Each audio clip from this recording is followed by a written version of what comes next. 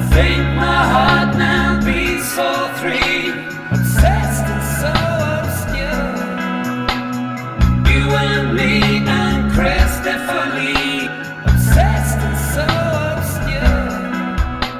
I think my heart now. Hello, and welcome to the 20th episode of Obsessed and So Obscure, a Matt Berry music podcast. I'm Courtney, and as always, I have with me Jesse. Hi.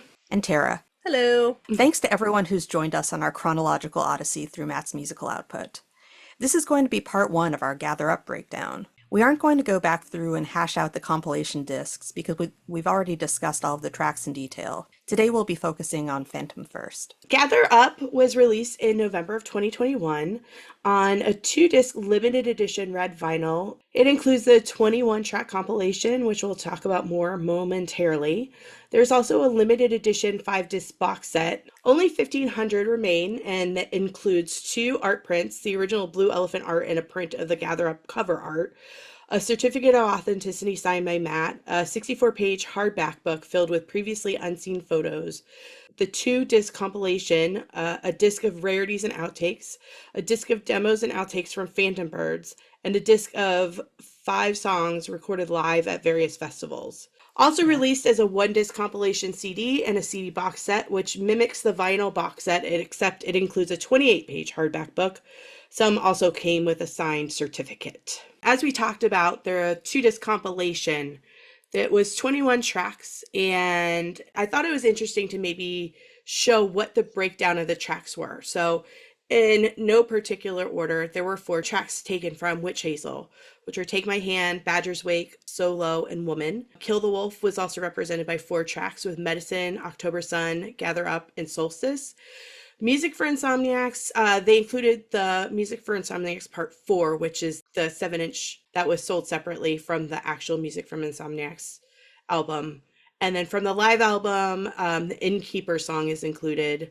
The Small Hours had 3 tracks, One by One, Say It Again, and Obsessed and So Obscure. Night Terrors also had 1 track with Middle of the East. Television Themes, also just 1 track with World in Action. Phantom Birds was 3 tracks, Something in My Eye, Take a Bow, and Phantom Birds. The Blue Elephant is also represented by 2 tracks, Summer Sun and Like Stone. And then there was 1 other song that was on the compilation that's not featured anywhere else, and that was the Snuffbox theme. I believe that was actually the first time Theme from Snuffbox was released on vinyl. It had previously been released as a digital download single, but that was kind of a cool exclusive for this set. The Snuffbox theme is on the live album, isn't it? Yeah. Not the original version. So I thought it was cool, it's just from the 21, how the tracks were broken down, you know, with the most being from Witch Hazel and Kill the Wolf. And then I thought it was really interesting that even though Television Themes is commercially one of the biggest sellers, only 1 track was taken from Television Themes to be put on this. And, you know, I feel like that's kind of maybe an indicator that Matt and Ask Jazz wanted this to be original releases, which, not covers. And I kind of like that about it. Also, Opium's not represented, which should surprise no one at this point. We won't get into that, but When this box set, this compilation was first released, part of the selling point, I believe it said in the press release, that the track listing was personally curated by Matt.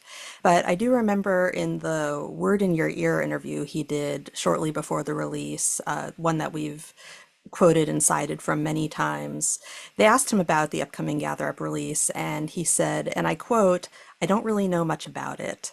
So did he actually curate it? I have my doubts. I think he did. I actually think he did curate it. I think that he said before he's said in other interviews and stuff that he did. I think we have an interview. Doesn't he say in one of the interviews that we're about to talk about that he picked the tracks? I think that what you said about the Word in Your Ear interview is valid.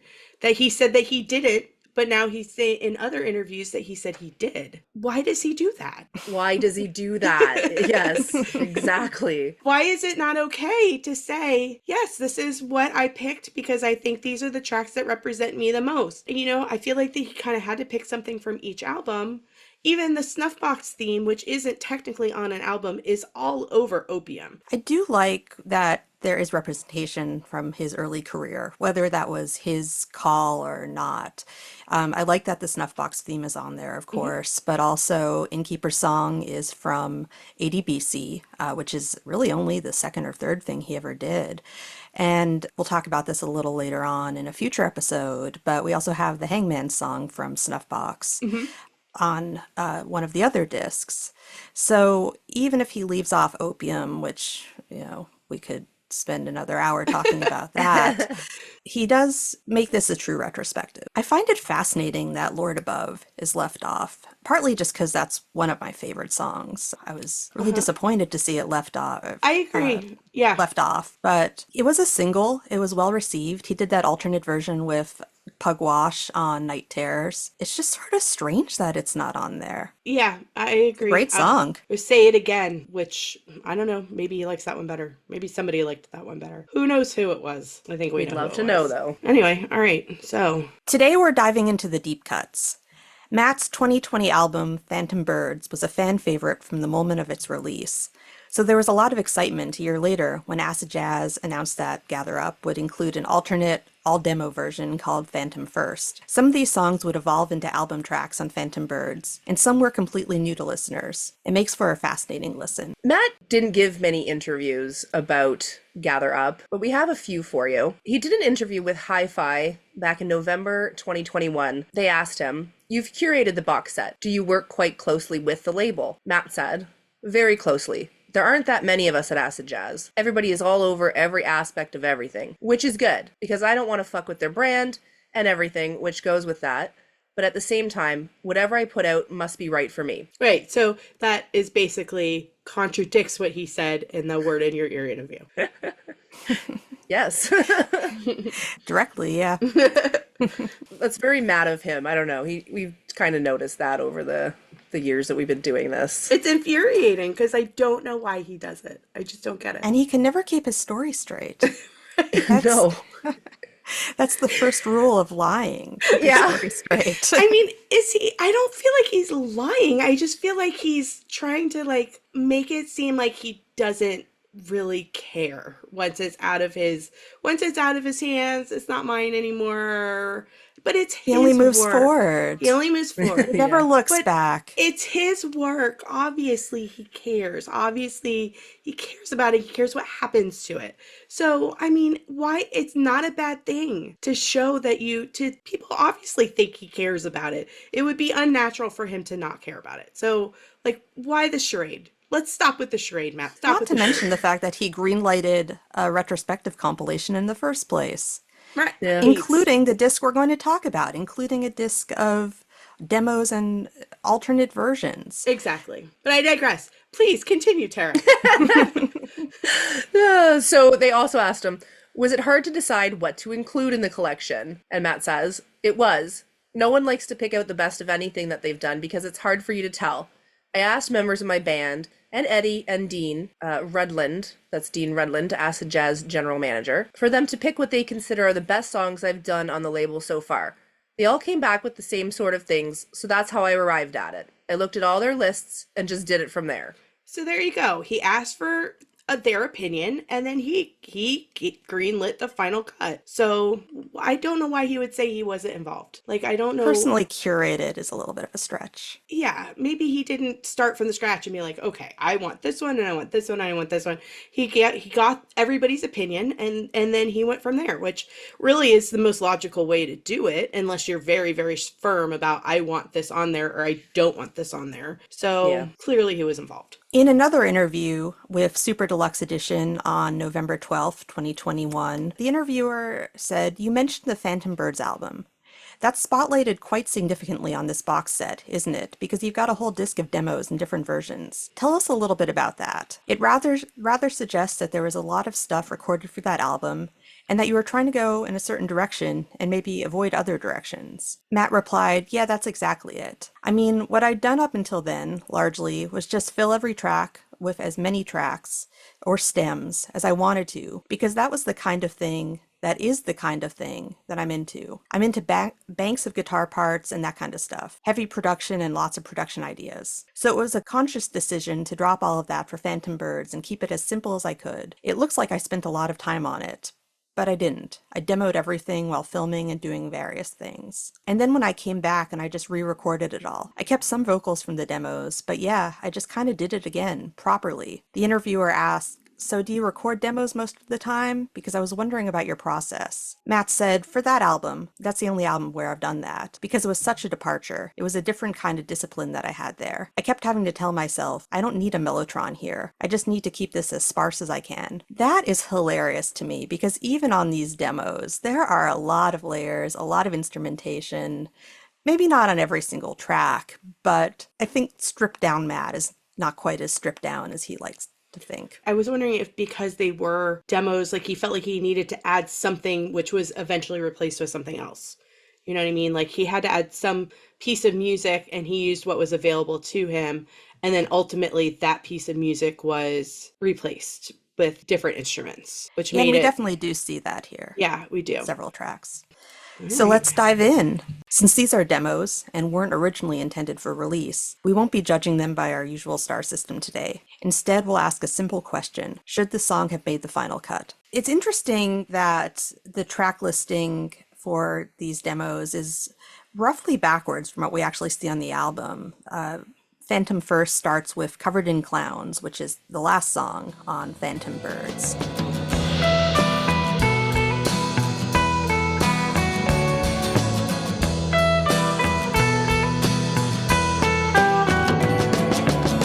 Just like your mother who's always in bed, just like your father covered in clowns, just like the tailor who wears his own vest, just like the sailor who lives underground.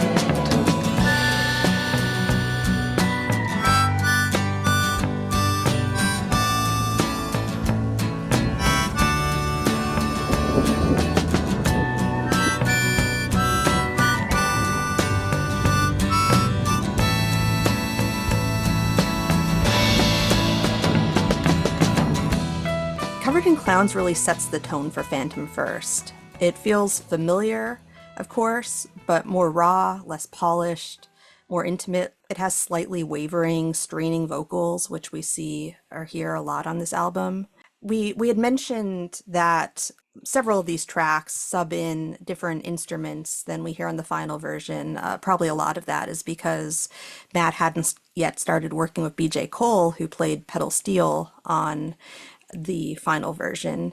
So instead of the pedal steel that we hear on the final Covered in Clowns, we hear harmonica here, which lends to a stronger folk and Americana influence. There is an echoing overdub on the vocals in the final version, which is not on the demo.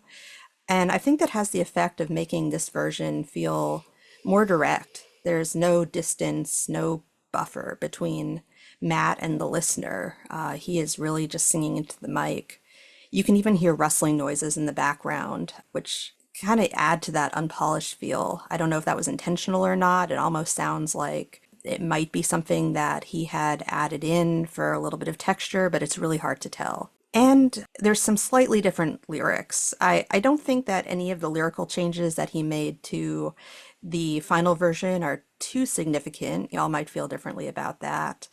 But there is one interesting line about a windmill that got in his way. Windmills are a minor theme on this album. Yeah.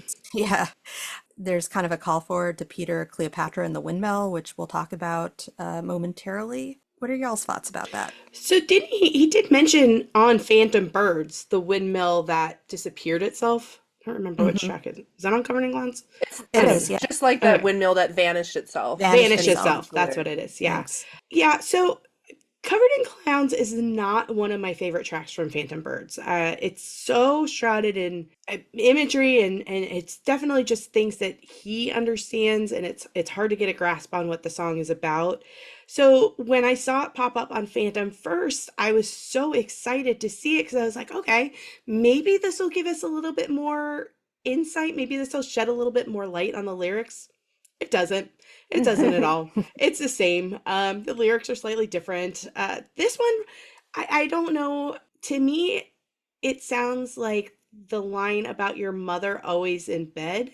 To me, it sounds like your mother always in debt. I don't know why. I was trying Really? to Oh, hear bed, but I couldn't hear bed. I only heard debt. And I went back and listened to the album version, and it definitely sounds more like bed. So yeah, I don't, maybe that's just the way I was hearing it. But anyway, I mean, it's slightly different. It's a true demo, but I mean, for a demo though, it sounds really complete. It's not very different from the album version at all. no. And that's really a theme with these songs. Some There's of them, a yeah. few that definitely are sketches that Hmm. definitely would not work on the finished album, but a lot of these demos are really polished, Yeah. and Covered in Clowns definitely is. I didn't hear that line reading about Always in Debt. That's really interesting. I'll have to go back and check that out. Yeah, no, I'm gonna have to as well.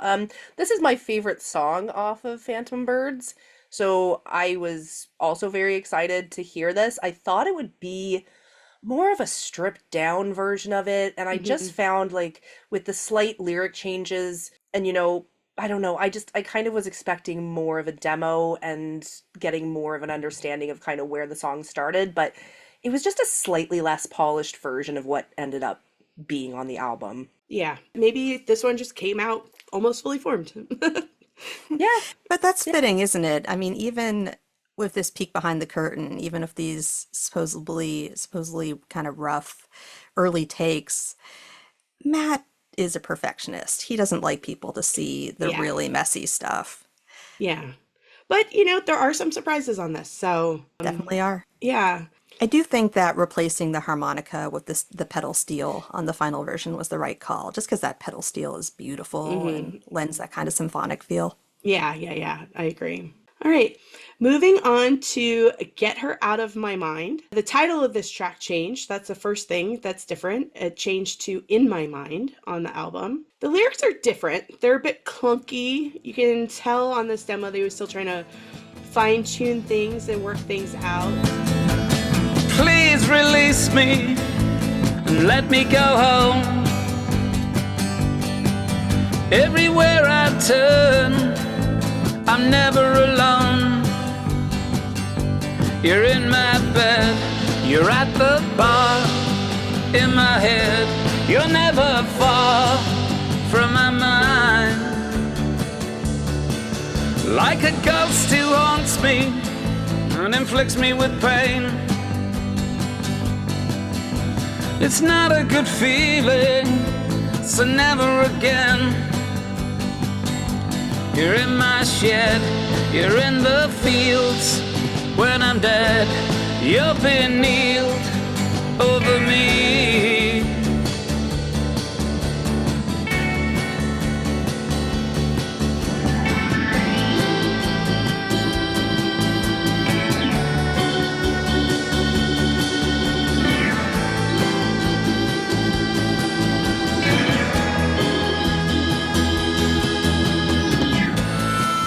One of the biggest changes, which I'm glad he changed the lyric, it's not a good feeling, to it's the shittest feeling. And then he says never again, which I really like. Shittest feeling. It's very concise, and I think everybody gets that. I think everybody's felt that before. It's not proper grammar, but I think it makes more sense. Musically, the organ on this appears earlier in the demo. It's a lot more prominent, but again, that's because he was still working with the instrumentation. Organ is on the final cut, but it comes in later. It's not as pronounced. There's a lot more vocal flourish on this one too. More vocal flourish than I've heard him use. This one definitely sounds more like a work in progress. It's definitely more of a true demo. And then you can really hear the difference to how the final polished version turned out. You really took a lot of the words out of my mouth. Damn it, Jesse. Sorry. This is clearly a work in progress, as you said. A lot of the lyrics are obvious placeholders. You talked about that line, it's not a good feeling. I also jotted down, please release me and let me go. Just doesn't really have the same drama as Let Me Go Free. The organ has a really groovy feel, which normally I would find pretty cool, and it is pretty cool, but it takes away from the menace that the final version does so well. The vocals feel slightly rushed. They're more emotive in the final version.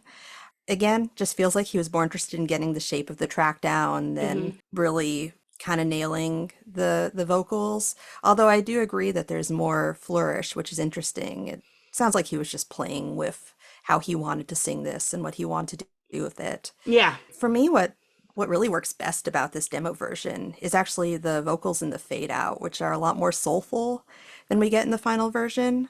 I really would have liked to see that kept. The final is a lot more restrained, but in this demo, he sounds like he's just letting loose, and it's emotive, and I think it's really gorgeous. Can't get her out of my mind. Every day, every time I turn around, I see her face, see her hands. No one understands my mind. Oh, I've tried to get her out of my mind. How I've tried to get her out of my mind. How I've tried to get her out of my mind. How I've tried to get her out of my mind. How I've tried to get her out of my mind. How I've tried to get her out of my mind. I think the vocals were the most interesting part for me on it, on how much they did change. It seems like they would have been more flourished on the final than they were on the demo, but maybe he was still more in the emotion of the song when he was writing the demo. And by the time he got to the final recording, he was like, okay, let's just do it straight without the flourish. So I don't know. That's a good point. It also may just be that he wanted the song to be direct and emotional Hmm. and just to kind of have that impact, and felt like some of the little trills and everything took away from that. Yeah, in the opposite ways that you would expect. Like I would have expected that the little additional trills and stuff would make it more emotional, but it kind of makes it less emotional when you hear the final. Yeah, I agree with that. It's surprising. And this is, I think, as far as demos go, I think this is the best example of a true demo on this whole album. Hmm. Oh, I would disagree with that, but we'll get there. We'll get there. So I really enjoyed this one. I'm very big on lyrics and poetry, and I really love the lyrics of the final version. And seeing the original, like what, again, like placeholders, they were, he was getting the general sentiment of what he wanted to say out, and then seeing how he fine-tuned that. I It was really, really, really fascinating for me. I listened to this song and compared it to the album version a lot, just over and over again. So originally in this version, he says, like a ghost who haunts me and inflicts me with pain. It's not a good feeling, so never again. And you guys were mentioning that too. And in the final version, it's like a ghost at midnight with the power of pain. It's just the shittest feeling, so never again. And just seeing how he changed that and made it so much more powerful. Like it's so Yes. punchy. Yes, when you hear it next to each other like that, that's a really, really, really strong transition to make. Like he really fine-tuned the hell out of those lyrics. And yeah, Yeah. at Ghost in Midnight with the Power of Pain, it's such a beautiful lyric. And yeah, to see where it started, it's kind of just generic, and then it becomes like, ooh, like gut punch. I just got chills. I know that's silly, but I swear I just got chills. Like I love it so much. Mhm. And it feels weird to defend, but like using the word shittest in the song is insane, but like it really Right? absolutely fits. It's So such a It's perfect. Mattism. it But It it's really like, is. I don't think anybody could listen to this song and just be like, yeah, that is the shittest feeling. And like first you're like, yeah, absolutely. You agree with it, and then you're like, that's not even a word. It's like, but it Wait, Is totally it yeah. works. criticism? I don't know. I don't know. Maybe it is. Now, the only thing that, like, this was the biggest thing to me was it's my favorite line. And honestly, I think, like, most of his songs, I don't know why I love this line so much, but this was in the final version. So I went to the wise man who gave me some leaves. What the hell am I meant to do with these? And so I kind of, I don't know, like, it wasn't included in the original because when I first heard this demo version, I was like, that line always sticks out to me. So I'm like, was Mhm. that in the original? And nope, that was something that he thought of after and included. And I don't know. This was just very, very interesting to me. Yeah, it's a real work in progress. I really like this one for that. Me So, too. The only thing that I think he should have kept in is again that vocal fade out. It almost has an R&B feel, and we know that's become an increasing influence on him over the years. That might be kind of a consequence of his friendship with Eddie Pillar, who obviously is a big aficionado of classic soul and R&B, but that's what it brought to mind for me. So, interesting. yeah. Well, Otherwise, definitely agree, work in progress. yeah. So we're on to the next track, which is the first one on Phantom First that there's no equivalent on Phantom Birds. This is a true demo that did not make the final cut. Going, see if I don't. I'm going. I don't need a coat. I'm going. I'll call when I can. I'm going. 'Cause I am the man. I'm going. Find me some work. I'm going. Acting the bug. I'm going. Pay my rent from selling shares, telesales, scaring kids. I'll do whatever it takes. Please don't stop me from eating my double decker at my workspace. 'Cause if you do that, I'm going. Yeah, I'm going. I'm going. This time for good. I'm going. I told you I would. I'm going. This song, I'm Going, I personally think the song could have fit on the album, and I wonder a little bit why he took it out, but to me, the Peter Cleopatra song and this one, they're almost kind of sister songs. I don't know if that's just me that thought that, but they kind of go together. So when he decided, I guess, not to include Peter Cleopatra, I guess this one got the cut. Oh, that's interesting. I didn't consider those two as like companion songs, but I don't know. I mean, this one is just it truly is just a sketch kind of. The lyrics are really simple. I do like the music on it a lot, but it's unfinished. It's Hmm. very autobiographical, which I think is cool. It mentions telesales and scaring kids and the double decker at his workplace because he's not over that. Um, He'll what never be over that. He's never over that. So what does the first line in that said? To me, it sounds like he says he paid my bills by sailing ships. By And scaring kids. but he He says that says, I paid my after. Now I want to listen to it. telesales, scaring kids, I'll do whatever it takes. Don't stop me from eating a double decker in my workspace because I'm going. That's, I think, what it is. Pay my rent from selling shares, telesales, scaring kids. I'll do whatever it takes. Doesn't it sound like sailing Selling ships? shares? I thought it said Actually, sailing ships. I heard selling shares, but he's never mentioned selling shares. I So mean, who's to say he did it? But I don't know. I thought I don't know. I don't know what that's about. Maybe he was just trying to find something that would rhyme there. You It mentioned that sounded you, crazy, yeah. yeah, you mentioned that you think this is it could be a companion to Peter Cleopatra and the Windmill, but I actually kind of Yeah. think that because of the theme of it, it sort of sounds like a companion to Moonlight Flit because it's mhm. about like leaving the nest, going out Yes. and being on your own. It's in the other thing, my other big takeaway is that he says he doesn't need a coat, which is I think is hilarious because he's always wearing a coat. Yes, Yeah, he is. Yeah, He absolutely. likes to be cozy. right. No, I don't know why. Like, it's not even the lyrics at all. It's just when I was listening, and I listened to this a lot this week, just over and over again. I kept hearing this song, and then when I listened to Peter Cleopatra, I felt like there was same kind of tune, but maybe I'm just like inventing that in my head. It's just, yeah, it was just something that struck me, It could be like and the it, music is slightly similar. Actually, Tara, yeah. I'm totally with you, but for a different reason. I kind of started nodding when you said these were companion pieces because to me they both just don't fit the mood of the album. I like both songs a lot, but they both kind of seem like outliers here. Yeah, I'd Yeah. agree with that. I don't think this one really feels like an outlier, but I think it just definitely needed more work.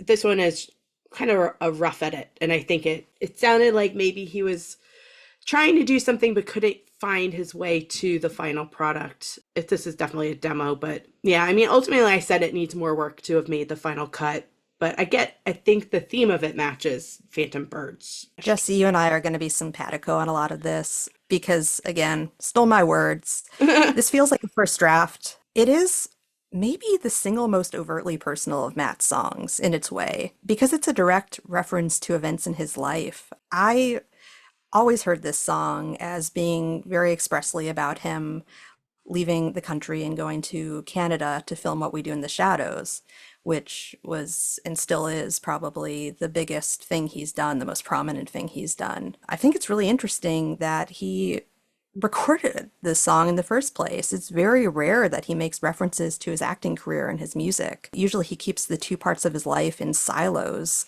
to the point that it's not even referenced in a lot of the press or press releases around his work. I would agree that it is unpolished. Some of the lyrics don't work. I have to laugh at I don't need a coat for the reason you mentioned, and also because he's going to Canada. You do need a coat. Right. Yes, It's absolutely. Toronto in winter. It's cold. He And did have a coat when I saw him, by the way. So he Good. did bring a coat. Shocking. he I mean, had a literally, he always wears a coat. Jesse and I have an inside joke. It seems like he's finally retired it, or at least wears it less, but he has a army green, kind of a baggy army green coat with a lot of pockets that for like a year or so he was wearing every time he left the house. And Jess, you came up with this. I don't remember Oh, how or why, but we call that coat Old Ben. yeah. It's because my grandfather's name was Ben, and he was a fisherman. And to me, it looks like something he would have worn. I mean, not like it's a bad thing. I mean, it's the coat's fine. I don't know why. It just reminds me of my grandfather, whose name I was Ben. can't stand that coat. This is literally what we talk about when we don't talk about Matt's music. He has a polka dot shirt that's like a high point of contention between us. Oh, yeah. Jesse loves it. I think he looks like a soccer dad. Hotly debated this. But old Ben, yeah, so many pockets. No one needs that many So many pockets. The pockets. jacket of 1,000 pockets. I You feel like just all of lose his stuff when you have that jackets, many all of pockets. his jackets seem to have a lot of pockets. That all of them that we see. I don't know. But that one's hung around for a long time. I mean, it's like a nice mid-weight jacket, I guess. I don't know. It seems like it would be useful for London in the spring and summer, Yeah, we possibly. all have those jackets. I get it. I was wondering if maybe the reason that this ultimately didn't get finished was because the lyrics are so personal to him and they're not shrouded at all. Anybody that knows anything about him that's ever read an interview that he's done knows about the telescares and the fact that he worked at the London Dungeon. Most people have heard the reason he got fired from telesales was eating his double decker at his workplace. But yeah, I'm wondering if maybe it was just getting too personal and that's why he ultimately is like scrapped it. I think it just wouldn't have fit the mood of the final album. It sounds joyous, it sounds triumphant, like he sounds like he's proud of himself. At one point he goes, "I am the man," which is, yeah. Well, to me, it sounds like he's trying to psych himself up. I don't think it sounds joyous. I think it sounds sad. And then I think he's kind of like trying to psych himself up to be like, all right, that's it. I'm out of here. I'm going. Gonna go work on myself for a while. Gonna go do my own thing. Kind of to me, it sounded a bit depressing. And then he was like, all right, I'm fed up. Let's go do it. Interesting. I don't know. I just think that this, like, again, a more polished version, this is very much a demo to me. It could have been like a good outro song, and it didn't have to be long. It Oh could have been yeah. stayed like short, but I just like the idea of Matt having a song called I'm Going And that being the as the final last song. song. Yeah. I actually sort of love that now that you mention it. Me too. That's really funny. Oh gosh. All right. I think I said before, but I think this one needed more work to make the final cut. I think it could have because I think it fits the themes, but it's just too raw at this stage. I don't know where he was going to go with it. So no, I think it was right to leave it off. I agree. I actually find it to be more polished, I think, than you do. Definitely not in the lyrics, but the music, I think, is still has his usual multi-layered instrumentation. I just think the song's ultimately kind of a throwaway, but it's a fun one. To me, this is what should go in a rarities collection. It shows us a different side of him. It shows us his creative process. It's just not ultimately up to snuff as a song. I can understand that. I definitely think that it could have been on the album. For sure. Again, as the outro song. Peace out, I'm going. I just like picture him like kicking a rock on the sidewalk. Like, Yeah. that's it. Fucking out of here. Yes. Peace. Yes. Yeah, peace out, bitches.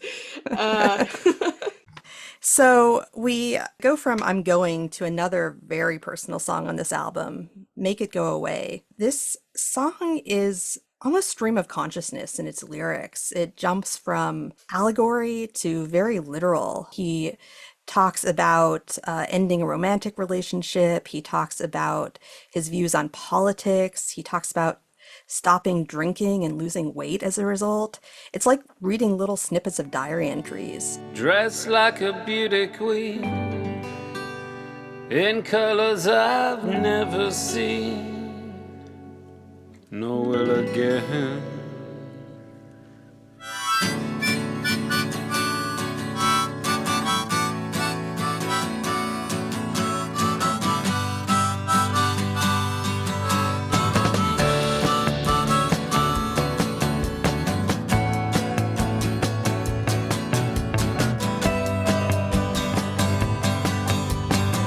Said the father who raised his pistol to his son,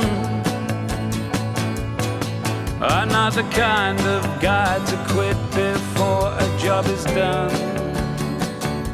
Make it go away. Fear and doubt control my mind. Guilt is here to stay, and pretty is her name.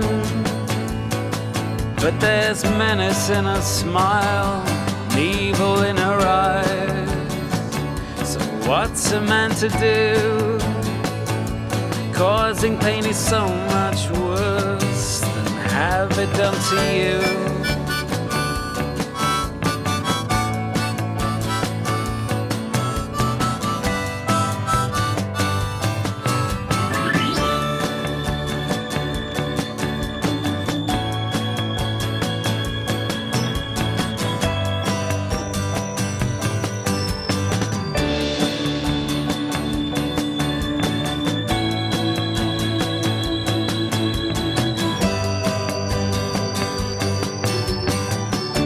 I heard he wants to widen the noose to fit more heads inside.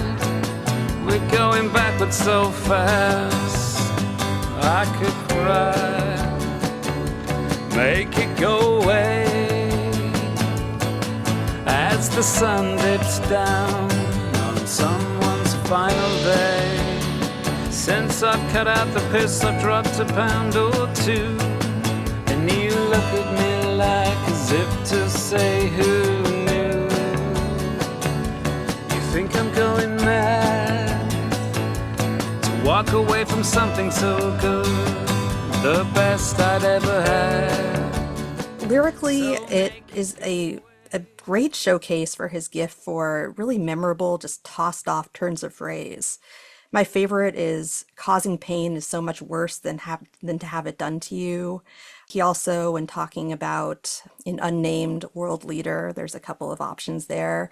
He says he wants to widen the noose to fit more heads inside. He's definitely a writer, obviously. That's been a big part of his career, and this song feels very writerly. I have to give a special shout out to one of my favorite deliveries in his entire catalog. I love the line delivery of "You think I'm going mad."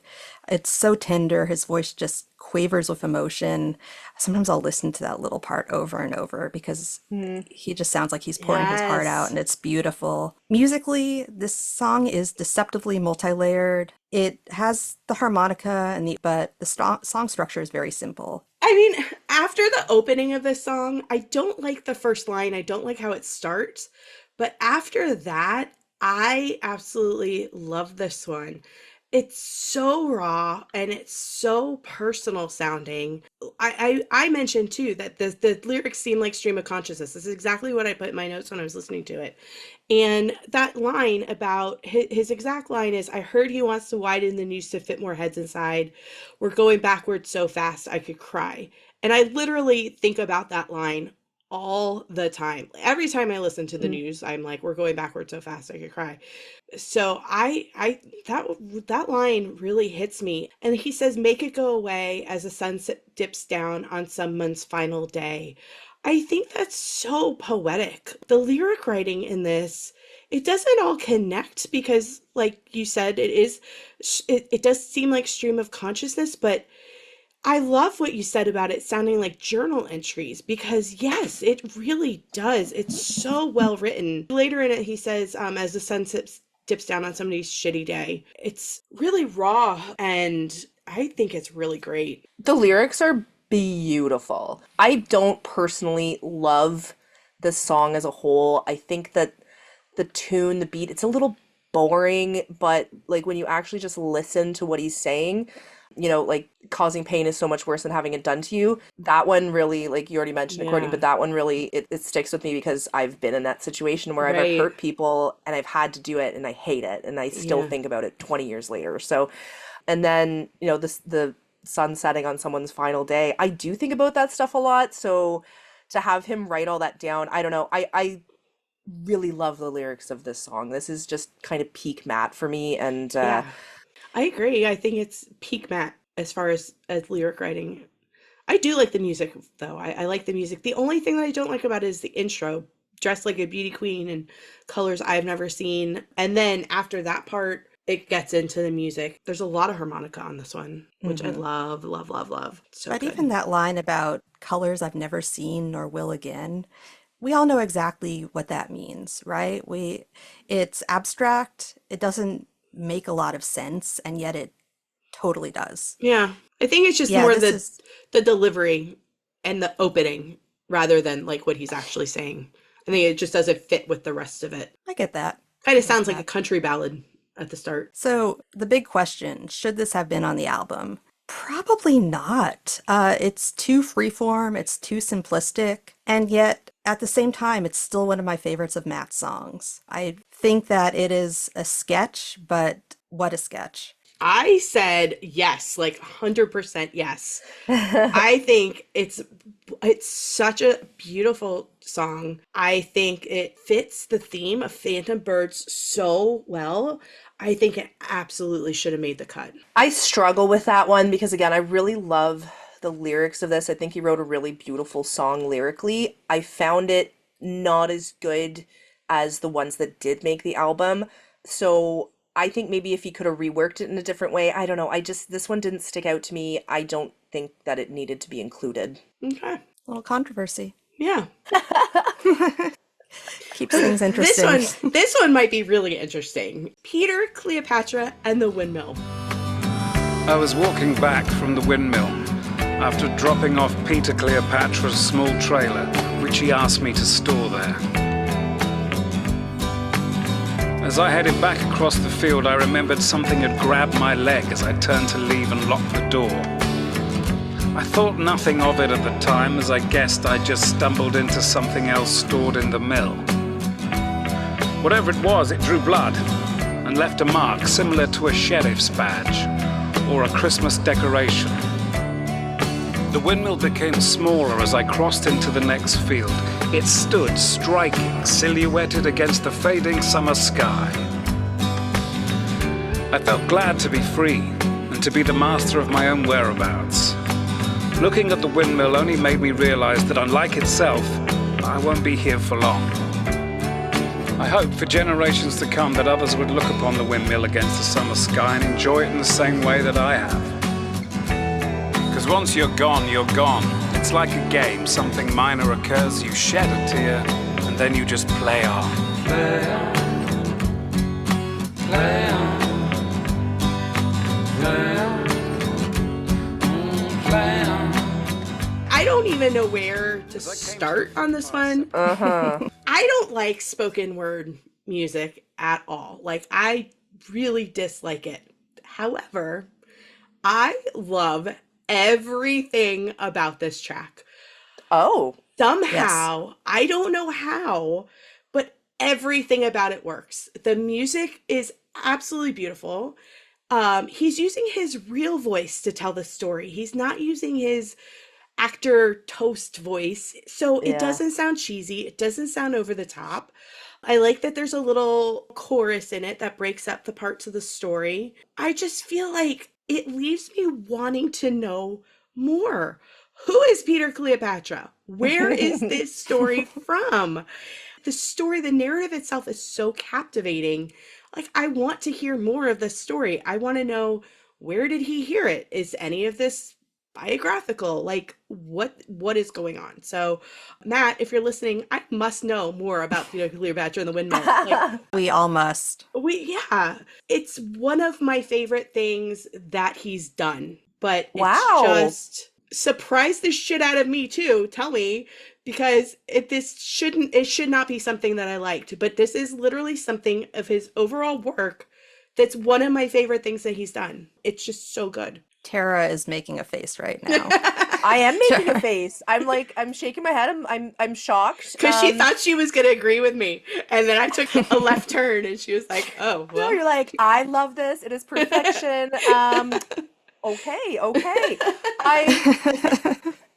I don't love, the spoken word. I do have some, like there's ones from his past that are very nostalgic for me that I love. But this one I was just kind of like, oh, you're doing it again. We're going there again. And I love the beat. Like I think the tune of the song, it's really peppy and like kind of fun, and it's just I think if it had been turned into a legitimate song, like the play on part, Yeah, beautiful. Like so it's nice. so It beautiful. really is. I like listening to his stories. Like he's such a good storyteller, and like overall, I really like the little story. And again, more fucking windmills. We're talking about windmills again. Never ends. But I don't know. I definitely don't share the like deep love of it. I like it. It's all right. I like the like name Peter Cleopatra. Like who the fuck is that? I'd like to know more. Is Right. it like some guy that he knew back in, Is that a whatever? toast name or is that I like think it's a toast name. I where does that come from? He talked in an interview of Vulture a few years back now about how he actually has a rare form of dyslexia, and that's where a lot of the toast names and Yeah. really a lot of the kind of wacky names that he's used in a lot of his work come from. It's like his initial mishearings of what people say. Or like And misseeing it on paper. Like that could have been like right. Peter Cleophas and he like reread it as in his brain is Peter Cleopatra, which I mean, I do that too. I think probably a lot of people do that when you see something that doesn't register to you right away. You're like, Yeah. I don't mind spoken word. I can get behind some spoken word. It's like anything, hit or miss. But I think this is one of the hidden gems of this collection and really of Matt's entire catalog. It's definitely an anomaly in his catalog. There is nothing he's done that sounds like this. In its way, it's just as personal as the other songs on this album. I've always speculated, we'll never know for sure, most likely, but I've always speculated that this was kind of a narration of a dream. That's the only way it makes sense to me. But it's about the secrets that we keep and hold on to. He ends by saying that he's never shared this story or the mark on his leg to this very day. It's a meditation on mortality. In the middle of the song, he talks about how when you're gone, you're gone. And totally agree with both of you that that play on chorus that kicks in is just a breathtaking moment, one of the mhm. best in any of his songs. Yeah. Like a lot of the songs on this album, and especially some of the songs that we'll be talking about in a few minutes, there's a strong rustic sensibility here. It has a strong sense of place, and curiosity got the best of me. I had to look up if there are any noteworthy or famous windmills in Bedford where Matt grew up. Turns out there are. There's actually a whole Wikipedia page listing windmills of Bedford. I feel like he's And mentioned it before. Hasn't he talked to has somebody he? about it? Yeah, like I kind of maybe making this up, so if I am, I'm sorry, but I feel like he may have talked to somebody about it. Like he used to be able to see a windmill from his bedroom window. Oh, I don't Oh, remember that at all. Oh, if you that find out where explains the that's from, I'd love to obsession. know. I feel like it was maybe on one of those radio things that he's done with like Beige Green Room or something like that, where he was just Oh. kind of talking off the cuff. But I don't remember when exactly I heard that, but I could 100% be wrong, but and I could be making that up, but I No, I swear believe that I it. heard it. 100% The most makes famous sense. windmill in Bedford is called Stevington Windmill. It has quite a web presence. This windmill has more of a web presence than I do, for sure. It's spotlighted in the Bedford tourism page. And I notice I think it was in Stevington, Bedford, maybe, but it was on Bronham Road. And Matt, of course, grew up in Bronham, one of the villages in Bedford. I did not go as far as going into Google Maps to see if Bronham Road is actually part of Bronham. But yeah, definitely Bedford is known for at least one prominent windmill. I'm seeing like Village Road, Bronham. Village Road, yeah, I think that was it. So Yeah. Stevington, it looks like it's slightly northwest of Bromham, and then Bromham Road runs south of this village of Bronham. It runs through Bromham, but it's like the southern part of it. That is So a nice windmill, by the way. I just Googled it. Yeah, A plus. A it's plus a windmill. Yeah. handsome windmill. Yeah.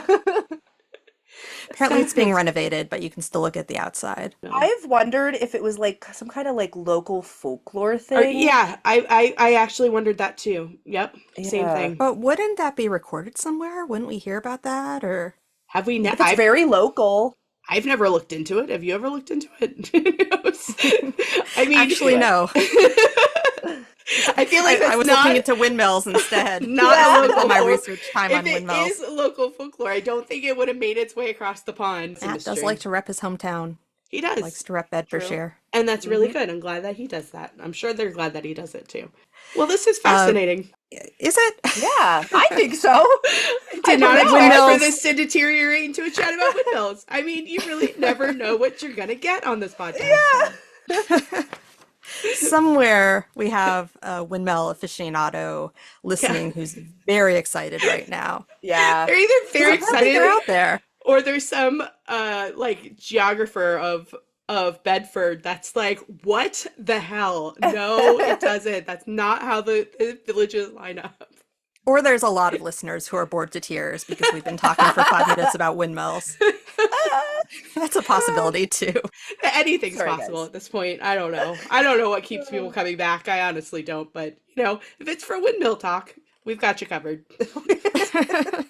Rural, sense of place, windmills. This is the Matt Berry checklist. Y'all mentioned the backing track, the actual music on this track. The music on this track is fine. It doesn't do that much for me. It's kind of ambling, kind of countrified, but mostly it stays out of the lyrics way, Yeah, which is probably the point. which is, I think, exactly what it Yeah. should do. So I guess we get to the all-important question then. Should it have made the final cut?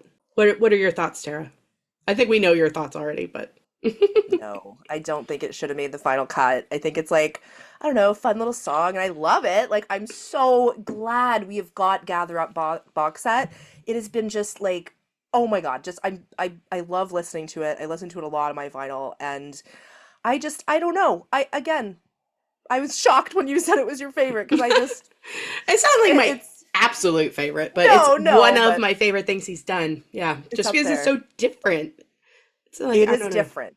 Yeah. It is different. No, I think he made the right choice giving it a pass. Okay. Yep. I kind of land on this one the same place I do on Make It Go Away. I love this song. I listen to this song a lot. I would actually agree that it's one of my favorite things that he's done. And I think that it would just disrupt the pace and the mood of the album too much. Every artist should have those kind of fun, left field, trying stuff out and experimenting B-sides. Matt doesn't have a lot of B-sides. There's a few, but that's part of the fun of being a fan, right? Is digging through the catalog and finding those little Hidden gems. outliers. Yeah. Hidden gems. This is a hidden gem. So It's like on Music for Insomniacs 4, the B side. Lost Contact. Lost Contact, thank you. I was like, I just had it and now it's Yeah. gone. I think that's a little hidden gem too. So Yeah. yeah, I mean, ultimately, I mean, I can't say enough good things about it. But it doesn't fit on Phantom Birds, that's for sure. Musically, maybe, but it really is just a standalone. So ultimately, All right. I think we all agree that this should not have made the final cut for Phantom Birds.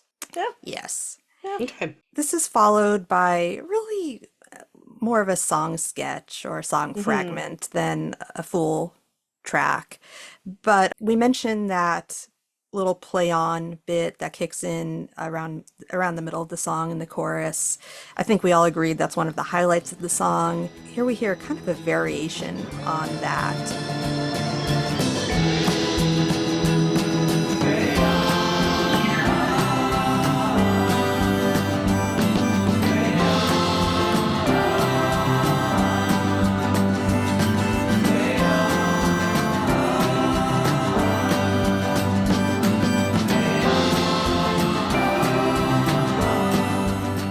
There's elements of play on used in both Peter Cleopatra and Take a Bow, probably more so Take a Bow, but this seems like it was a snippet of melody that he wrote and wanted to get down and record, but was just waiting for a place to be used. It's propulsive, it's an earworm, not a full song really, but definitely a catchy piece of melody. And its placement on this album between Peter Cleopatra and Take a Bow just bridges those two tracks perfectly. I Yes, actually think it absolutely. sounds like the ending for a different song because it's actually called Play On.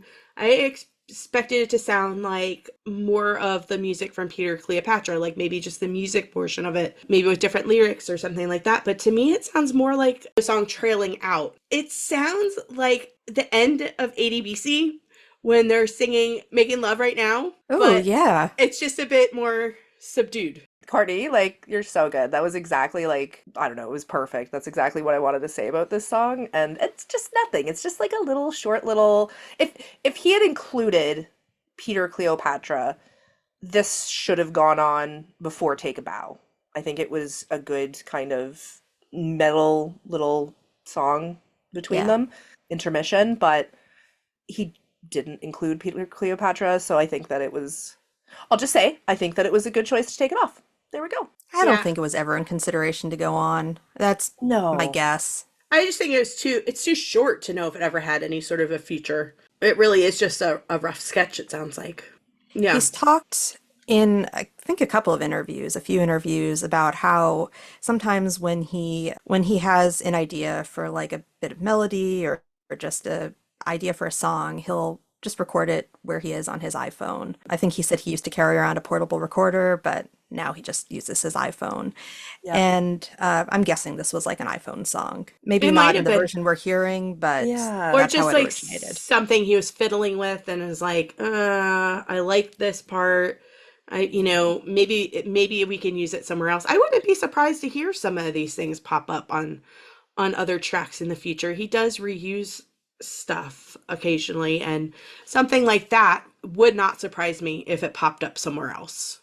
The next song is an early version of Take Bow, and I love this song.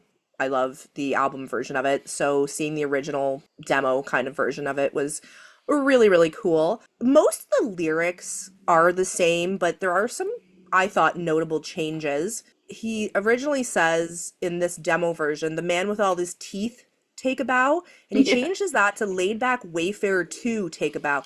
And I don't know what I feel about that. I kind of like the idea of the man with all his teeth taking a bow. I don't know. I was wondering that too, because is that an issue for him? I don't know. He has nice teeth. Doesn't look He's like good teeth. it doesn't look like somebody that's like had braces. He just looks like he was somebody that was blessed with nice straight teeth. I don't know. Perfect teeth. Yeah. So I thought that was a little interesting. And then, so the original lyrics were all my favorite things, take a bow. But he changed that to all that I hold dear, take a bow, which I think was like, yeah, that was a much better choice. It fits the song better to say, just kind of leave it as, you understand it's his favorite things, but I don't know, it's just a nice way of saying it. He originally wrote peace and calm within, take a bow, and he switched that to peace and quiet, no fears, take a bow. I liked that. It's just very fascinating for me to see like just the progression of how he edits himself. One of the ones he changed that I don't think he should have changed was he says 6 string or a 12, take a bow. My sister and her health, take a bow. He changes that to the buzzards in the sky, take a bow, and bless my sister's eyes, take a bow. I think the mention of the guitar, I don't know. I think that was dead on with Matt, and I think that it would have been nice to have included that. Yeah, that's a good I point. did too. All my favorite things take a bow. Peace and calm within, take a bow. An August moon in June, take a bow. A jukebox full of tunes, take a bow. The birds that fly above, take a bow. My niece and nephew's love, take a bow. 6-string or a 12, take a bow. A sister and her help, take a bow. I wonder why he changed that part. Maybe it just flowed better the other way? Kind of flows better the other way. Maybe he thought the part about his sister and her health was Yeah. just too personal, too intrusive. And I can get, that's what I understood too. The Bless My Sister's Eyes is kind of a little bit more, I don't know, it's not as direct as the one about her health. But I think he could have fit in the 6-string or a 12. I don't know. I just really liked that when I heard it originally. And I was like, oh, fuck yeah, he should have put that in. No, I do too. I agree with Tara. I think that this is a really cool indication of how he works and how he fine-tunes things. I think that this is a really good peek behind the curtain on this track to see what he tweaked and why. Why did he end up making the changes that he did? You know, was it just because it sounds more polished? Is it just because it was a little less personal? I don't have a ton to say about this because I love the album version, and the demo version is, I think it's a really complete demo. So, you know, he didn't have to do a lot to make the album version from this. It's interesting that you say that because to my ears, this song has the biggest disparity between the demo version and the album version, even more so than In My Mind or Get Her Out of My Mind. One thing I want to note, the full title, the kind of actual title of this song is Take a Bow 2019 Demo. I'm guessing that distinction is because the original was presumably recorded in 2018 while he was filming What We Do in the Shadows in Toronto. He mentioned in an interview from around this time, I want to say it was the Paley Center interview with the Shadows cast, that he wrote 3 songs from Phantom Birds while he was recording Shadows in Toronto, and this was one of them. So I think what we're hearing, obviously a demo, but not the first draft. It certainly does feel like a draft version. It's a lot more rushed through than the album version, and I think that slowing down the tempo on Phantom Birds was the right call for sure. It allows the song room to breathe. The vocals here feel like an afterthought. They feel tossed off too. There's not much emotion, whereas if you recall our Phantom Birds episode, one of the things I loved about this song is how much emotion he brings to the vocals, and just how much passion is in that delivery. You don't get that here. It doesn't fully integrate the play on snippet yet. That would come later, and I think that was definitely a stroke of genius. It does have some hand claps come in at 42 seconds, which aren't on the final version. That's kind of cool. Yeah, overall, this is rough. If this was the final version that we heard, I would not love this song the way I do. It's very embryonic and doesn't really bring a lot of what makes the song so great. Well, I think that's just because it is a demo. Like, obviously he re-recorded it.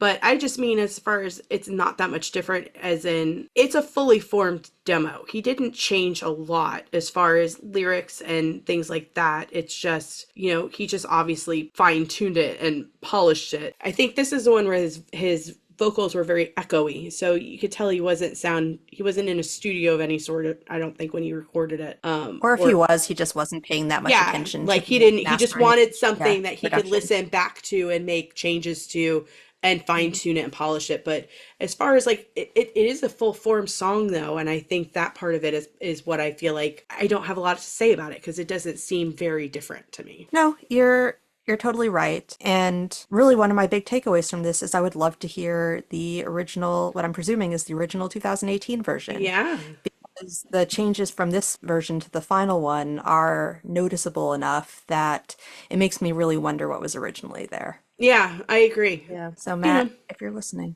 Yeah. And, you know, the original demo could have been very similar, just maybe real rough. You know, it could have just been Probably just him and an acoustic guitar would be my guess. Yeah.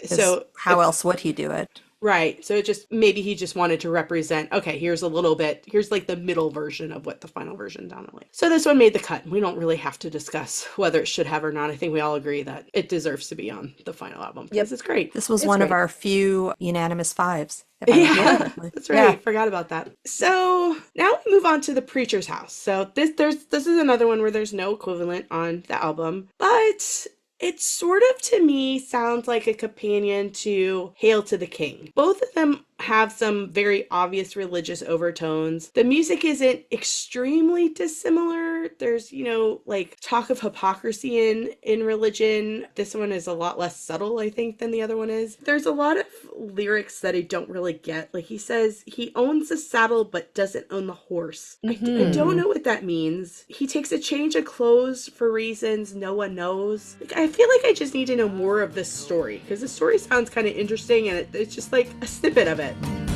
He owns the saddle, but he doesn't own the horse. No one knows where he heads after dark. He takes a change of clothes for reasons no one knows.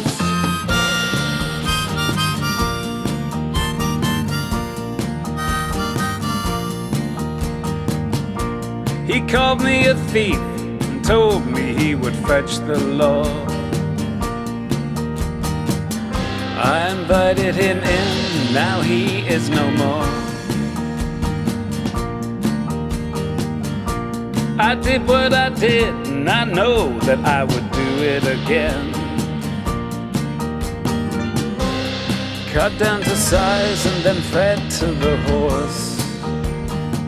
Ultimately, it sounds like he killed the preacher with no remorse and then dismembered him and fed him to his horse. So there's that. I don't know where he was headed with this track, but the lyrics are like kind of morbidly endearing. There's almost some dark humor there. It's not haha funny, but it's like wry. Like Yeah. a little tongue in agree, cheek. yeah. Yeah. Once again, we are on the same wavelength because the first thing I wrote in my notes was companion piece to Hail to the King. Oh, okay, Vague good. criticism of religion. There's kind of an insinuation similar to some of his other tracks, similar to even Peter Cleopatra. He insinuates kind of a darker undertone and darker activities than are on the surface. The line about the change of clothes for reasons no one knows definitely kind of gets at that. It actually brought to my mind too, Knock Knock from Kill the Wolf. It doesn't sound musically really anything similar, but it has that same idea of religion sort of letting you down and being something ominous and just devious, but in a way that's not really specified. Agree with you again that this song raises more questions than it answers. Why was he in the preacher's house in the first place? Let's start there. Why was he there? I mean, maybe just to steal the bread and the hens. Oh, yeah, I but guess so. if he's threatened with death, surely there's other houses in the village that have bread and hens. Unless maybe he expected the preacher to be forgiving, and he wasn't. This preacher does not sound like a benevolent guy. He doesn't. He wears He doesn't. a change of But maybe clothes he for reasons thought. no one knows. Yeah, maybe he thought he would be benevolent, and then he's like, "Oh no, this guy is not a good guy." This guy's not messing around. Yeah. I get so hung up on the line about cutting the preacher down to size and feeding him to the horse. Horses are not carnivores. Aren't horses herbivores? Yeah. They wouldn't eat a guy. They would not eat a guy. A pig would Pig, though. he could have, yeah, exactly. He could have said pig. Yeah, that's I don't know how the much he point. knows about like actual farming and stuff because he just kind of wings it. That's so funny. He grew up in the country, but it seems like a city boy at heart. And Yeah. there's that one thing from that Game On show that he did where he's riding the horse, and it looks like he's never ever been on a horse in the history of his life, which is pretty funny. So but that's hilarious. I didn't even think about that till you mentioned that the horses would not eat him. But then I Yeah, don't think no. pig wouldn't have rhymed. So No, it wouldn't have the same No. flow, but it sounds ridiculous, but it actually kind of takes me out of the song. I get so semantic about that. You're like, actually, Horses would not eat a person. No, I agree with you. I have that same thought, and I'm just like, you didn't Google it? Like, would horses eat a guy? Like, I don't You know. wouldn't have to Google it. People Just know that know. horses do not eat people. Like this is a defining characteristic of horses. They just They will shut up not and eat let you get you. on their back.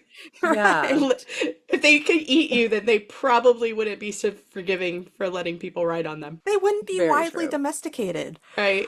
Terrifying. Oh my God. Imagine That's really funny. a He does make horse-sized, it like, clear in that Game Over clip, that's what it's called, that he is not a fan of horses. I don't know how much was a put on. I feel like it's not 100% a put on that he does not like horses. He genuinely doesn't look thrilled to ride that Well, horse. clearr if he thinks that horses are carnivores, then I wouldn't. Yeah, that's like a fear. That's in his brain. He can't get it out of there. He's like, they're gonna eat you. I'm gonna fall off of this horse and he's gonna stomp on me and then he's gonna eat me. It's okay, Matt. It's not possible. It's not possible. What keeps Matt Berry up at night? Yeah. Probably. I agree with you guys that the lyrics are just kind of, I don't know. So to me, when I listen to this song, I had this thought that it was this or it was going to be Hail to the King. I think that if it would have had both, it just was, it doesn't make sense. So Yeah. I kind of compare it to that in my head. And I think that overall, like, Hail to the King, I really love that song. That's a good song. Yeah. So yeah, Y'all no, know my thoughts on it.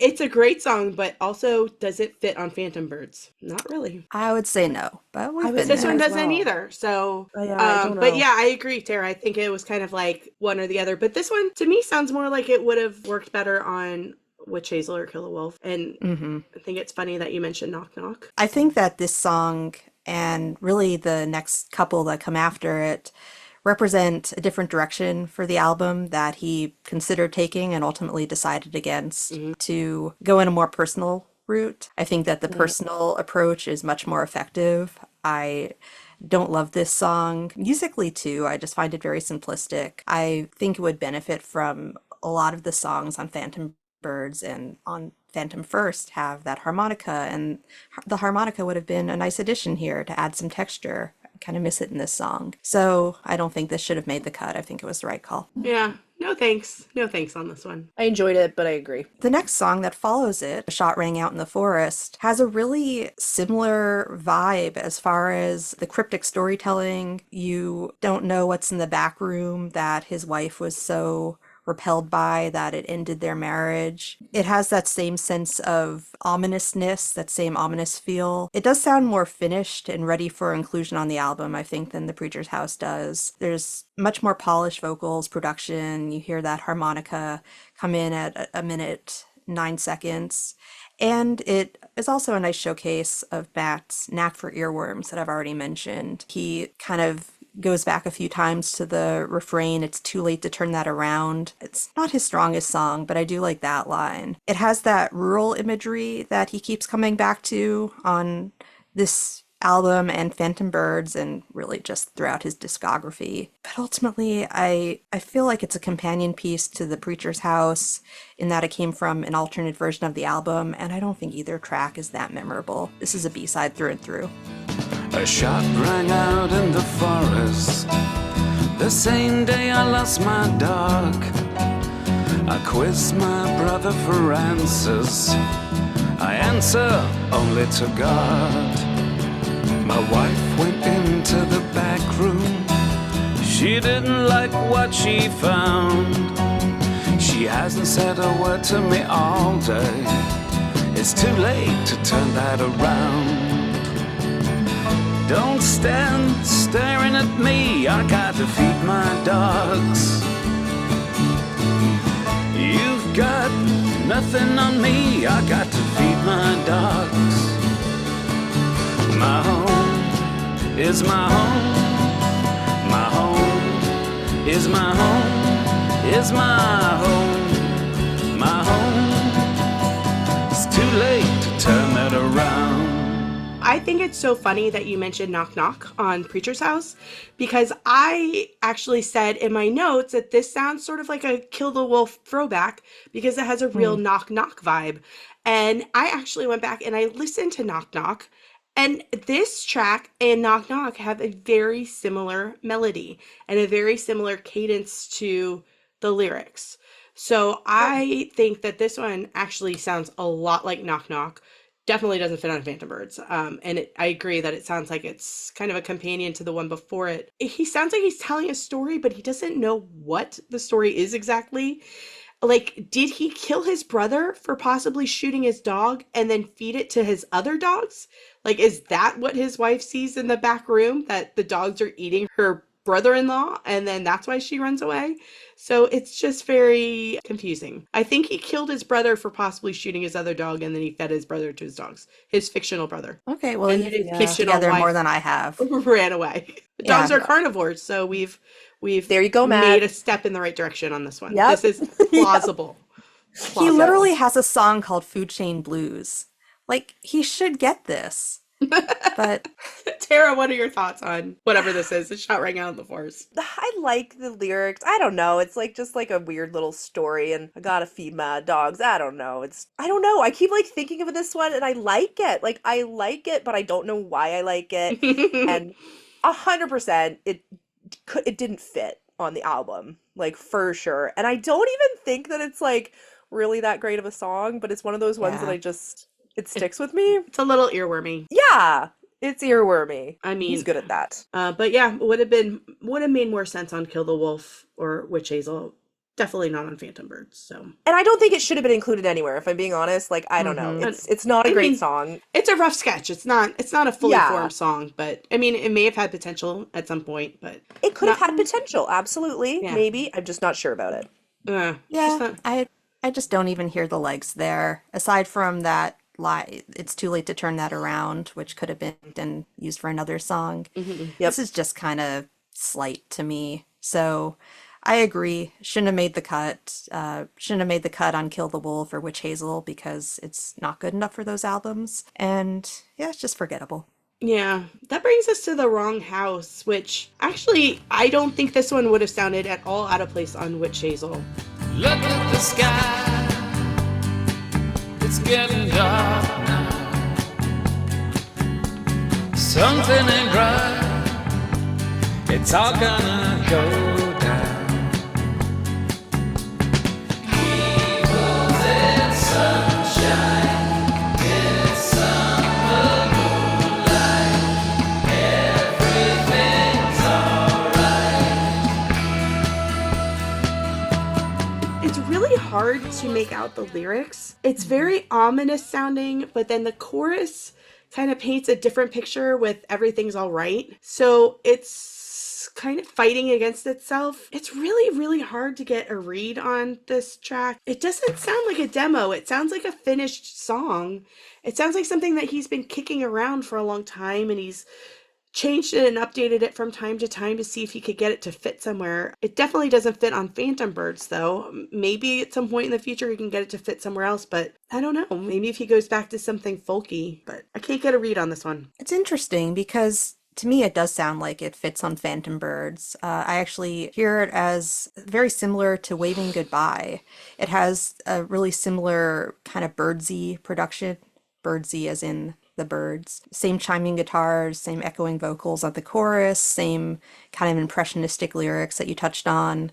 I also feel like, just as I did with Waving Goodbye, that this feels a little too much like Pastiche. Listening back to our Phantom Birds episode, I know I said that Matt likes to draw heavily on his influences and usually he's able to transform that into something new.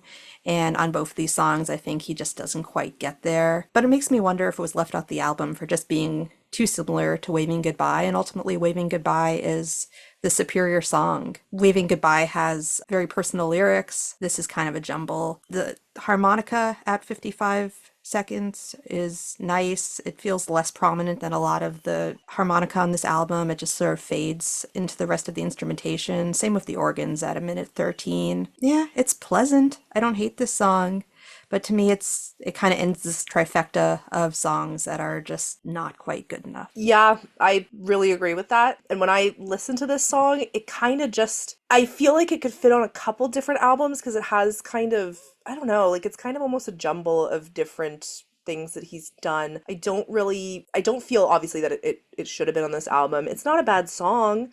it's just not one that I found memorable at all. It doesn't really stick with you. It's not one that I come back to, but when I listen to it, I'm like, this is pleasant enough, but nothing really earth-shattering. And again, he did the right thing and edited it out of the ultimate Phantom Birds. Yeah. None of these songs are bad. There's No. nothing that is offensive or that I hate listening to. But this one and the last couple we talked about, they just don't even stick in my mind. They do now because I've been listening to this album on loop for a couple of Yeah, weeks. But yeah. before that, I don't know that I could have even hummed The Wrong House. It just doesn't seem cohesive. I get what you're That's a good way saying to put about it. You Dance Good way All to put Night, like with the echoey vocals, but to me that sounded more of a throwback. I didn't really think about it as far as You Did you Dance All mean Night. Waving Goodbye?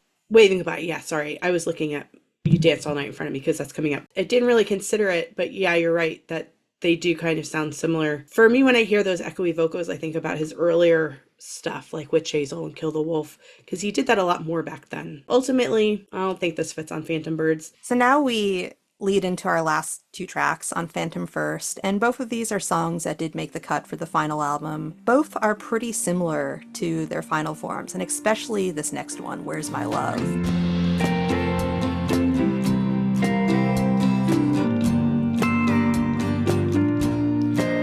What's the time? What's the time? What's the time? What's the time? Where's my shoes? Where's your shoes? Where's my shoes? Where's your shoes? Where's my hat? Where's your hat? Where's my hat? Where's your hat?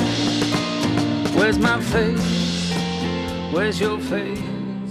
I had to listen to both tracks back to back over and over to hear any difference. And the primary thing that I could make out is a slight variation in the vocals. On the Phantom First version, the vocals sound slightly strained. They kind of amplify that hangover feeling that I mentioned during our Phantom Birds review, right? The song sort of feels like just a little dazed and a little hungover. I find it really interesting that he chose to spotlight this song on this album. Could be personal significance to him. It could be that he's just proud of it. But ultimately, I felt like the finished version was a little bit of a throwaway. And the most noteworthy thing about this is just that the vocals sound slightly more dazed. That's so funny because I had basically the same thoughts. Like, I wouldn't have thought anything of it if you were to play me this version rather than the album version. I wouldn't have been able to pinpoint anything that was exactly different about it. And I agree with you that it's funny that this is on the Demos album, because I think the song, the main track, the album version, doesn't sound completed, just like this one doesn't sound completed. They both sound like a sketch. I mean, it's lovely, but it sounds more like the ending to something else rather than a full song in itself. So yeah, I agree with you 100% on that it's kind of strange that this one was highlighted, A, because it doesn't sound really any different, and B, because it doesn't in general sound like a full-fledged song. Yeah, Tara, what do you think? I definitely hear, like, I don't dislike the song in any way. I like the original, like, you know, the Phantom Birds version. I can hear that his voice is different. There are some definite changes in how he sings certain things, but it's so similar that I do struggle with why it was really included at all, because there's no difference. Like with other ones, you can see that there was like a lyric difference, and I don't think that, like, I checked, I don't think there was any lyric differences. I think they were pretty much all dead on. So yeah, I really struggle with what to say about this one. I was surprised that, you know, if we were going to hear a demo version of it, I would have really liked to hear an actual demo version of it instead of what this is, which was very similar. I mean, maybe this was the demo version, like really was a demo, could've like been. as in this kind of just came out fully formed the way it is. But even And him it- with like an acoustic guitar, which I yeah. imagine is how all of these songs started, right? Yeah. Like there's real multi-layered production on this, and it would have been cool just to hear it like stripped down, A more raw version of it. raw. Yeah, Yeah, definitely. it's true. It's kind of the same with the next track, You Dance All Night. It's kind of the same. Doesn't sound extremely different to me. Listening them side by side, you can tell that the instruments are different. The demo doesn't have the pedal steel. I really think that the demo version is really great. I mean, I think it could have made the final cut as is, but you know, the pedal steel is cool. So yeah. When trust has gone. No reason to keep on. This circus has gone south. Pull my head from the lion's mouth. I heard you danced all night. Gotta do what you feel's right. Sounds like you're doing fine. Crouch down, no goodbye. What the hell was that sound? Sounded close, sounded loud. Like a horse that jumped his car. It was the sound of my broken heart. It's kind of a downer that the last two songs are like, I don't know what to say, really. Yeah. They're not that much different. No, very much with you there. I definitely think that the pedal steel on the finished version adds a depth that Yeah, it elevates maybe it. it elevates it, exactly. It's a good song to begin with, and you can hear that it's a good song to begin with, but that really is just the final flourish that it needed. I think the vocal track is exactly the same. I could not hear any variations in the No, vocals right. Yeah, I couldn't at either. all. You know, it's a good song. This retains the intimacy of the album version, but it's so similar. I think we'd just be rehashing what we've already said. Yeah. So the drums yeah, on this agree. one, I mean, I was trying to listen to that specifically because he always is his own worst critic about his drumming, and I actually like the drums on this one. I think they're a little less up front. They kind of seem like it's a little bit more subdued. I'll have to go back and listen to that. I didn't really catch that, but I also just tend not to be that attuned to drums. You know, that's something that we didn't really talk that much about in just giving the overview of this album. But Matt does play the drums on all of the tracks, which I'm sure he's played drums on other demos before. We know that he can play drums, and we know that he's very self-deprecating about his abilities. Even on the back of this album, when it's listing the instruments he plays, it says simple drums in parentheses. And he's definitely not Crick Blundell or James Sedge. He's definitely not doing the level of complexity that they typically bring. But he sounds good. He knows Yeah. what he's doing, and it He's fits not- these simple tracks. Right. He's not a trained drummer. I mean, he's not a trained musician, but he does what it needed. Like he doesn't add the flourish that James does or that Craig does. And the two of them are very different drummers too. But it's enough. Like for this one, didn't need anything more. I think it's just simple and nice. So that's Phantom First. Do we have any final thoughts, final evaluations? I have some final thoughts. I think that for demos, for the tracks that made the final cut, it was just really cool in general to see a bit of his process, how he works things through to get them perfect. A couple of demos don't even really sound like demos, as we just kind of talked about. They sounded like they could have just been placed on the album as is. Ultimately, the only change I think it would have made to the album itself is I would have replaced Where's My Love with Make It Go Away. Technically, both of the tracks are very short. They probably could have both gone on since Phantom Birds as a whole is a very short album. But I really think Make It Go Away deserved to be on that final cut. Part of me wants to agree. Part of me does agree. And part of me likes that it's this little secret just for us devoted fans, right? You're kind of diehard if you're listening to this. You're kind of diehard if you own this box set to begin with. You're kind of diehard if you're listening to this episode right now. You're very Thanks for diehard that. if you're listening to this episode right now. And Yeah. I like the idea that it's just this little secret between us. I kind of feel like that about Peter Cleopatra in the Windmill. Just this little hidden, unassuming gem in the middle of this demo's disc. No, it's I was so just thrilled when I heard that this box set was coming out, because to understand the process of like your favorite artist and see it is just it's so fucking cool, and I am just so thrilled. And like if he could just do this, you know, this like Phantom First thing for all of his albums so we can see all that didn't make it in going forward forever and ever. Yeah, no, it would be really cool. And I'm also surprised. Like, I'm surprised he did it, because he can be really hard on himself and kind of really private about things. So I was surprised that this box set was coming out at all, that showed so many outtakes and, you know, stuff that didn't make it to the album. So it was a really nice, it sounds cheesy, but it was like a gift from Matt to his like No, true fans. You know? I agree. I think I was specifically surprised that it was a Phantom Birds demo, because that album in general is so personal. And I was really shocked to see, like, really? They're sending a whole disc of Phantom Birds demos? That's crazy. I was so excited about that. And the rarities, to have them all in one place was amazing. But I remember when this came out, when this was announced, Courtney and I, like, first thing in the morning, we're like, oh my gosh. I know you jumped on it right away. I had just spent a ton of money on something else, another record of his that I got. I don't remember what it was. And it was like, oh God, 1,500. How long are those going to last? I don't know. Yeah. I have to get it. I have to get it. And then They lasted And a while, it though. did last they a long did. time. I egged you on too. For some reason, this sticks in my mind. I specifically remember texting you like 1,500 copies, and those won't last long. Right. And, you know, Okay, so we know for the future, 1,500, You don't it have to lasts rush. a little while. We don't have to rush like we did. Yeah. But although Simplicity sold out fast, so yeah, it's that was only 500 though that on was green. 500, yeah. Yeah, 500 green. And that But did sell out fast. That sold out for a 500 release. I think that sold out really fast. So, It did. but yeah, I mean, this was also a very comprehensive and very expensive box set compared to everything else that they've released. So this was like real deal heavy duty box set. And we'll talk more about that coming up on the next episode, but it's a really beautiful box set.